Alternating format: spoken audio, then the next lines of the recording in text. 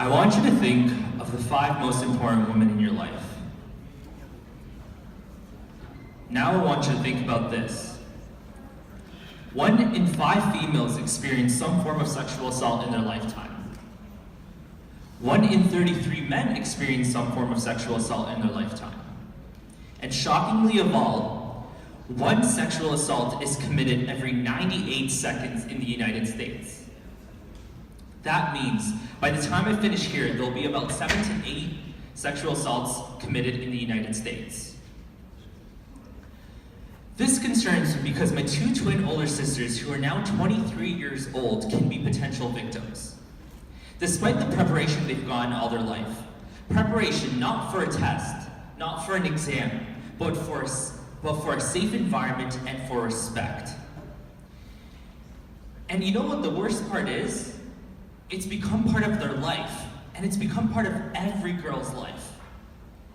We see things on Twitter like this all the time.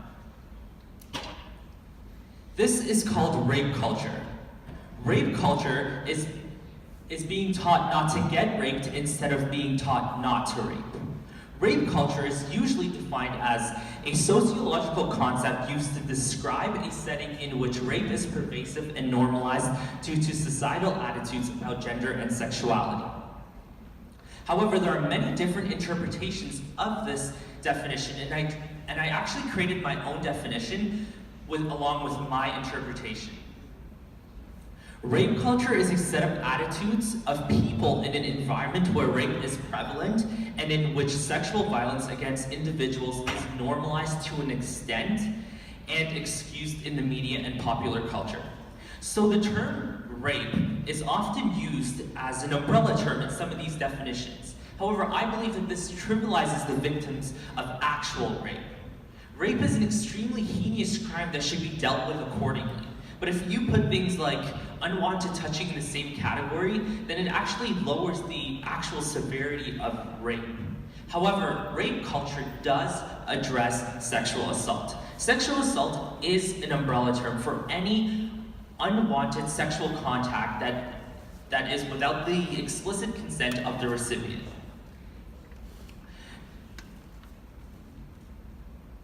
So I wanted to point out that in my definition, I used normal to an extent and excused.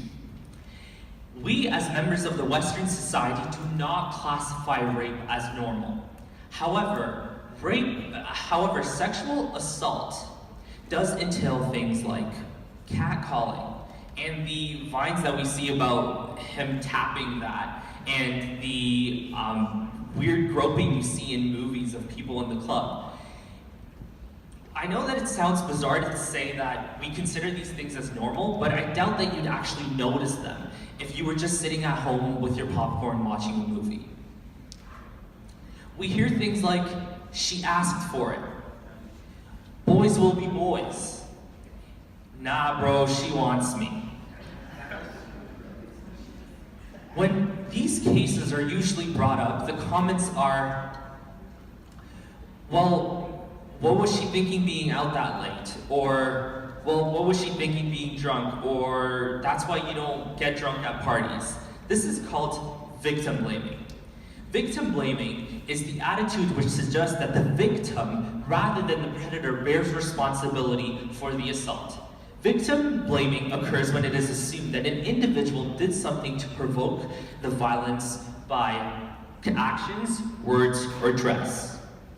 Rape in fact, a Toronto, like right here, a Toronto police officer named Michael Sanguinetti said women shouldn't dress like sluts if they want to avoid being raped. When I was doing my research, I came across like dozens and dozens of cases. And I was thinking, how is this even possible? Rapists, abusers, they're all crazy. But then I came across this. 7 out of 10 rapes are committed by somebody known by the victim. And then I came across many other cases where the abusers were actually not even held accountable for their actions. Brock Turner, for example, he committed 3 counts of felony sexual assaults, and only served 92 days in jail. Kyle Vo, a former university student at Southeastern Pennsylvania, sexually assaulted a woman in her dorm room while she was unconscious and intoxicated. Rape culture exists because we don't believe it does. As much as the world's gender equality has evolved, misogyny is still deeply accepted in our casual conversations, TV shows, music we listen to, and all sorts of things. The idea that women's sexual desires are not nearly as significant as men's, just as men follow a trend of hypermasculinity, a trend and common belief of uncontrollable hypersexuality. Boys will be boys. So I came up with a list of 5 things that we can do to eliminate rape culture. Number 1, to the teachers in the room, raise your own kids to understand the consequences and severity of these actions. Raise them to understand that it isn't funny to sit quietly when a joke is made. And that brings me to the guys in the room. When you're making jokes with your friends, understand that it's bigger than that. Understand that the jokes that you make sexual assault seem as if it's acceptable and just a joke.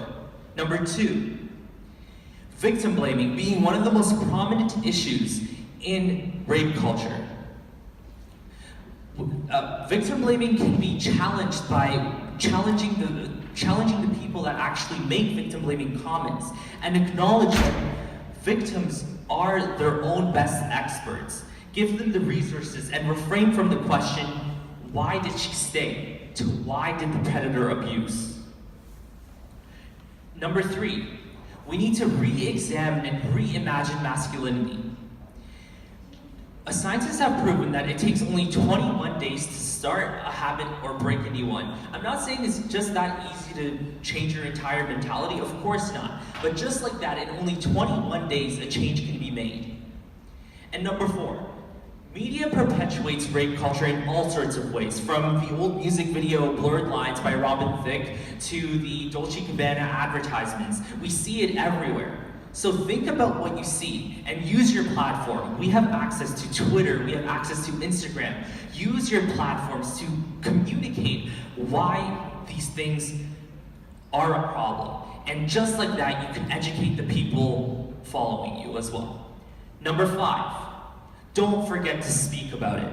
We often think that if we don't speak about something, then it won't happen. If we don't hear about it, then we won't think about it. However, it's happened, and it's happening, and it's going to happen.